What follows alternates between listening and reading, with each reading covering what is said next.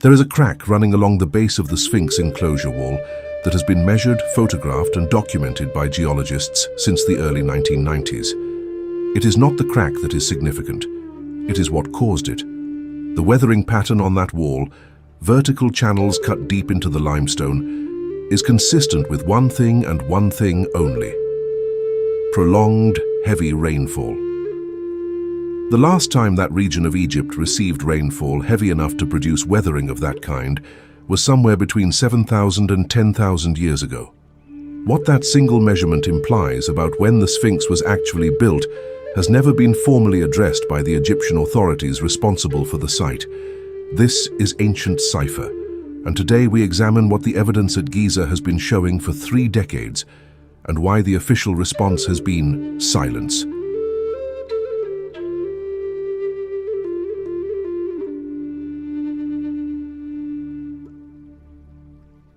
The Great Sphinx of Giza is the largest monolithic statue on Earth. Carved from a single limestone outcrop on the Giza plateau, it stretches approximately 73 meters in length and stands 20 meters tall. Its face is oriented due east toward the rising sun at the spring equinox. It has been sitting on that plateau, by the most conservative mainstream estimate, for approximately 4,500 years. That is the official position. It has been the official position for over a century, and for most of that century, it went largely unchallenged. Not because the evidence supporting it was overwhelming, but because no serious alternative had been formally proposed by anyone with the credentials to demand a response. That changed in 1991. Robert Schoch is a geologist and associate professor at Boston University. In 1991, after conducting detailed on-site analysis of the Sphinx enclosure, the rectangular trench carved into the Giza plateau in which the Sphinx sits, he presented findings at the annual meeting of the Geological Society of America that have not been satisfactorily refuted in the 3 decades since. Schoch's argument was geological, not historical. He was not proposing a lost civilization. He was reading rock. The weathering profile on the vertical walls of the Sphinx enclosure shows a pattern of deep, undulating vertical channels, a profile consistent with prolonged precipitation weathering, where rainwater runs down a rock face over centuries and cuts vertical grooves into the surface. This profile is distinct from the horizontal weathering caused by wind and sand erosion, which produces a different surface texture entirely. The enclosure walls show precipitation weathering. The last time the Giza plateau received the sustained, heavy rainfall required to produce weathering of this depth and profile was during the African Humid Period, a climatic phase that ended approximately 5,000 to 7,000 years ago, with peak rainfall conditions extending back to around 10,000 BCE. If the weathering profile is correctly identified, and Schoch's reading has been supported by other geologists who have examined the site, then the Sphinx enclosure was carved, and the Sphinx was constructed before the African Humid Period ended, which places its construction at a minimum of 7,000 years ago, possibly older. That single conclusion, if accepted, does not simply revise the age of one monument. It requires the existence of a civilization capable of carving a 73-meter limestone statue at a date when, according to the conventional timeline, organized civilization in that region had not yet begun. The Egyptian authorities have not engaged with Schoch's geological argument directly. Their response consistently has been to reassert the conventional dating based on historical and textual evidence that attributes the Sphinx to the pharaoh Khafra of the 4th dynasty, approximately 2,500 BCE, without addressing the geological weathering data that places the enclosure's formation in a different climatic era entirely. That is not a refutation, it is a redirection. The weathering argument is the most documented challenge to the official Sphinx narrative. It is not the only one. In 1991, the same year Schoch presented his geological findings, a team from Waseda University in Japan conducted a seismic survey of the ground beneath and around the Sphinx. The survey detected anomalies in the subsurface, cavities and chambers beneath the Sphinx's body, and pores that did not correspond to any known natural geological feature of the plateau. The findings were presented to Egyptian authorities, and have been noted in the academic literature. No excavation or further investigation of the subsurface anomalies has been officially sanctioned in the decades since. What is beneath the Sphinx has not been examined. That absence of the decision not to investigate documented subsurface anomalies beneath one of the most significant monuments in the ancient world has never been formally explained. Consider what has been established so far. A geologist with institutional credentials presented a weathering analysis placing the Sphinx's construction before 5000 BCE. The analysis has not been geologically refuted. A seismic survey detected subsurface cavities whose origin and content remain uninvestigated, and the official response to both findings has been, in practical terms, silence.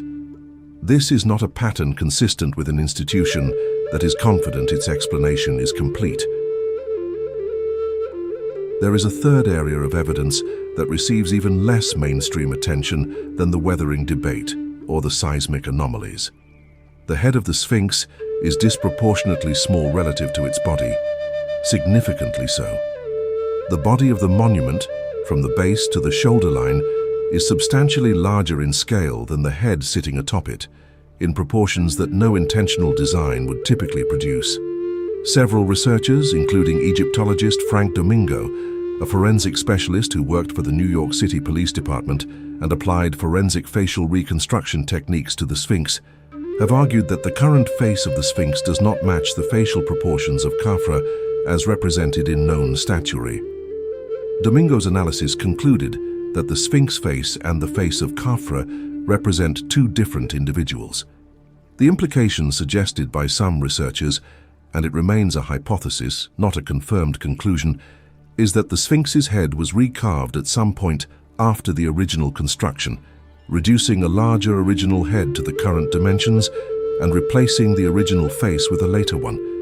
If the body of the Sphinx is older than the head, then the head's identity tells us nothing reliable about when the body was built. Mainstream Egyptology has not formally addressed the disproportionate head-to-body ratio or the forensic facial analysis in its official position on the monument's dating. Here is where a fair-minded viewer might reasonably push back. The argument goes like this: geology is not archaeology. A weathering profile can be misread. Microclimatic variations, groundwater movement, and ancient irrigation practices could all potentially produce weathering patterns that mimic precipitation erosion without requiring rainfall. Schoch's reading, however qualified his credentials, is one interpretation of ambiguous physical evidence. That is a legitimate methodological caution. It deserves to be taken seriously. But here is what it cannot account for. Schoch's weathering analysis has been available for peer review for over 30 years. In that time, no geologist has published a formal rebuttal demonstrating an alternative mechanism that produces the observed weathering profile under the climatic conditions of dynastic Egypt. The caution has been raised. The counter-evidence has not been produced. Absence of refutation is not proof, but 30 years without a geological counter-argument from the discipline best positioned to produce one is a silence that carries its own weight. What mainstream archaeology will not tell you about the Sphinx is not a single suppressed fact. It is a collection of documented, measurable, institutionally acknowledged findings that have been systematically set aside rather than engaged with directly. The weathering profile exists. It has been measured. The seismic anomalies exist. They have been recorded. The proportional disparity between head and body exists. It is visible to anyone who stands in front of the monument and looks. None of these findings have been refuted. None have been investigated to resolution. And the official position on the Sphinx, that it was built by Khafre around 2500 BCE, has not materially changed since it was first proposed, despite 3 decades of evidence that the question is considerably more open than that position suggests. The Sphinx has been sitting on the Giza plateau for a very long time, longer, the geological record quietly insists, than we have been told. How much longer is a question that the institution responsible for answering it has not yet chosen to ask. And perhaps that is the most significant detail of all. Not what the evidence shows, but what the silence around it reveals about how comfortable we are with history that stays inside the lines we drew for it.